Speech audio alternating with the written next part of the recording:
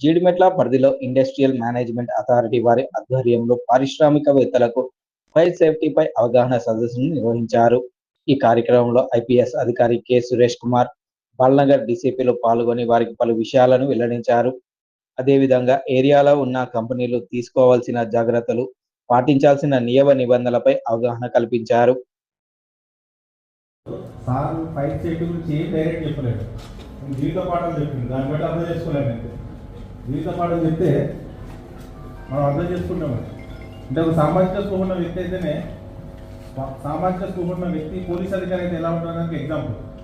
Fire accident జరిగితే అందరూ property loss అయిందని కొందరు వీడియోస్ ఫోటోస్ తీసుకుని చాలా పొల్యూషన్ వల్ల ఎన్ని పక్షులు ఎంత సఫర్ అయ్యారని ఆలోచించడం వ్యక్తి.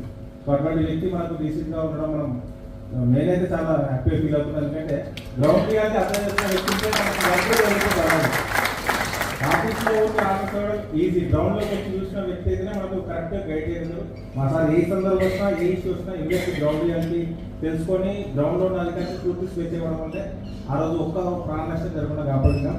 భవిష్యత్తులో సార్ ఎలాంటి ఇష్యూ జరగకుండా మేము ఖచ్చితంగా అష్యూరెన్స్ ఇస్తున్నాం. ఈ సమ్మర్లో ఎలాంటి ఫైర్ యాక్సిడెంట్ జరిగినా కూడా ఆస్తి నష్టం వీలైనంత తగ్గిస్తాం సార్. ప్రాణ నష్టం ఎట్టి బస్సులో కాకుండా చూసుకుంటే మీకు అష్యూరెన్స్ ఇస్తున్నాం సార్. మా ఇండస్ట్రీ వాళ్ళు అందరూ అష్యూరెన్స్ ఇస్తున్నాం సార్. వాళ్ళ స్థాయిలో వాళ్ళు కూడా ప్రికాషన్ తీసుకుంటారని కోరుతున్నాం సార్. Thank you. ఈ కార్యక్రమాలు వచ్చిన అందరికీ ధన్యవాదాలు. బయట టీ ఉంది, టీ స్నాక్స్ తీసుకొని వెళ్ళాలని కోరుతున్నాం. థ్యాంక్ యూ అన్నారు. మనకి ట్రాఫిక్ డిపార్ట్మెంట్ నుంచి కూడా ఒక అవేర్నెస్ ప్రోగ్రామ్ ఉందండి. దయచేసి అందరూ అటెండ్ అవ్వాలని కోరుతున్నాం.